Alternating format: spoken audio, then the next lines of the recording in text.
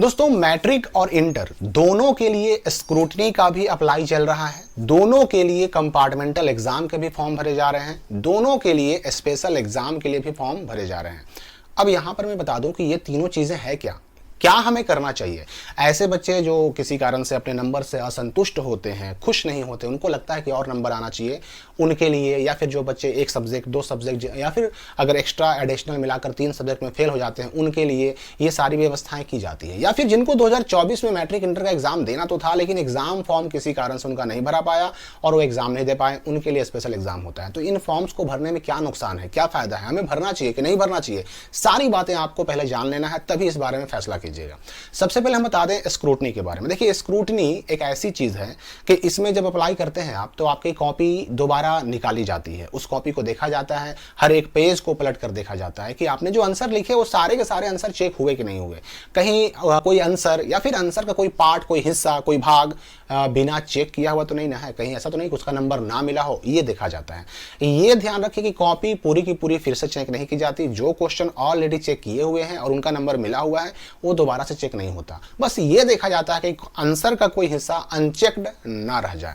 अब उसके बाद एक चीज ये भी देखी जाती है कि कॉपी के अंदर वाले पेजेस में जो अलग अलग जगहों पर अलग अलग क्वेश्चन के लिए, अलग अलग आंसर के लिए नंबर मिले हुए हैं, उन सबको जोड़ करके जो कॉपी के मेन पेज पर लिखा हुआ रहता है, वो ऐड किया हुआ, जोड़ा हुआ सही है कि नहीं, ये भी देखा जाता है। तो इसलिए चाहे इंटर हो चाहे मैट्रिक हो, स्क्रूटनी के लिए जब नोटिफिकेशन निकलता है ना, तो उसमें स्पष्ट लिख देता है बिहार बोर्ड कि स्क्रूटनी में आपका नंबर बढ़ भी सकता है, घट भी सकता है, या फिर यथावत यानी जितना था उतना भी रह सकता है। तो इस बात को आपको सोच लेना है, समझ लेना है, उसके बाद स्क्रूटनी के लिए अप्लाई करना है। और स्क्रूटनी के लिए अप्लाई करने का डेट अगर हम बात करें तो इंटर के लिए 4 तारीख तक है, 4 अप्रैल तक है, और अगर हम मैट्रिक की बात करें तो 9 अप्रैल तक उसके लिए डेट रखा गया। लेकिन उससे एक दिन पहले ही आपको अप्लाई कर देना, क्योंकि सर्वर वगैरह जो है जाम हो जाता है, इसलिए इस बात का ध्यान रखें।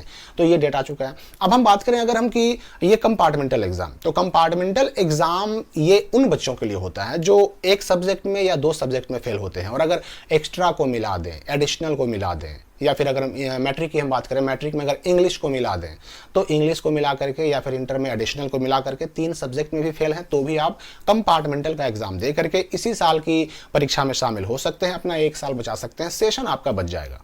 लेकिन इससे एक नुकसान है कि मैट्रिक पास करने पर जो फर्स्ट डिवीजन आने वाले बच्चों को पैसा मिलता है, सेकंड आने वालों को पैसा मिलता है, जिसकी जानकारी अलग से एक वीडियो में दी गई है, वो आप चैनल पे जाकर के देख भी सकते हैं। मैट्रिक इंटर सब में मिलता है। ये प्रोत्साहन राशि जो मिलता है, ये प्रोत्साहन राशि कंपार्टमेंटल का एग्जाम देने से आपको नहीं मिलेगा। प्रोत्साहन राशि का नुकसान आपको उठाना पड़ेगा। हाँ, इसके अलावा जो पोस्ट मैट्रिक होता है या फिर अपने स्कूल से जो हाई स्कूल का पैसा मिलता है, पोशाक राशि, छात्रवृत्ति राशि, नैपकिन राशि, ये सब चीज़ें मिलेंगी। लेकिन छात्रवृत्ति के रूप में जो प्रोत्साहन राशि मिलता है ना, 10,000 रुपया, 8,000 रुपया, 25,000 रुपया, वो नहीं मिलता है कंपार्टमेंटल से पास होने पर, और डिवीजन भी नहीं मिलता है। ये आपको ध्यान रखना है। हाँ, उससे आप आगे एडमिशन करा सकते हैं, आगे पढ़ाई कर सकते हैं, कहीं कोई दिक्कत नहीं है। उससे आगे आप नौकरी भी हासिल कर सकते हैं, उसमें भी कहीं कोई दिक्कत नहीं है। बस ये एक नुकसान है, ये भी आपको अप्लाई करने से पहले समझ लेना है।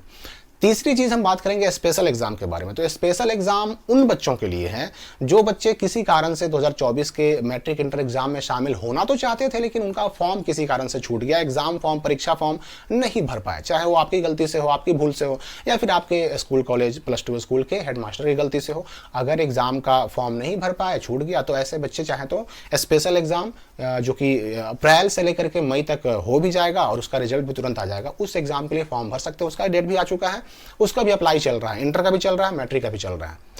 इसके लिए देखिए, अब स्क्रूटनी अप्लाई आप कहीं से भी कर सकते हैं, यानी कि किसी साइबर कैफे से कर लें, अपने मोबाइल से कर लें, कहीं से भी कर सकते हैं। लेकिन कंपार्टमेंटल और स्पेशल एग्जाम का फॉर्म आप वहीं से भर सकते हैं जहां से आपने पहले इंटर या मैट्रिक का एग्जाम का फॉर्म भरा था, जहां से आपने एग्जाम दिया था, जहां पर आपका एडमिशन था, वहीं से भर सकते हैं, उसी कॉलेज से, उसी स्कूल से, उसी +2 स्कूल से। तो स्पेशल एग्जाम का फॉर्म भर करके आप एग्जाम दे दीजिएगा, आपका 1 साल बच जाएगा, तुरंत रिजल्ट भी आ जाएगा। और इस स्पेशल एग्जाम में बैठेंगे अगर, तो आपको डिवीजन भी मिलेगा, और जो डिवीजन की वजह से फर्स्ट आने वाले को मिलता है पैसा मैट्रिक में, इंटर में, या फिर सेकंड आने वालों को मिलता है मैट्रिक में, इंटर में, प्रोत्साहन राशि, वो सब मिलेगा। यानी कि जो एनुअल एग्जाम जो अभी फरवरी में खत्म हुआ, इस एग्जाम में बैठने वालों को जो भी सुविधाएं, जो भी फायदे मिलते हैं, वो सब स्पेशल एग्जाम में बैठने वालों को भी मिलेगा।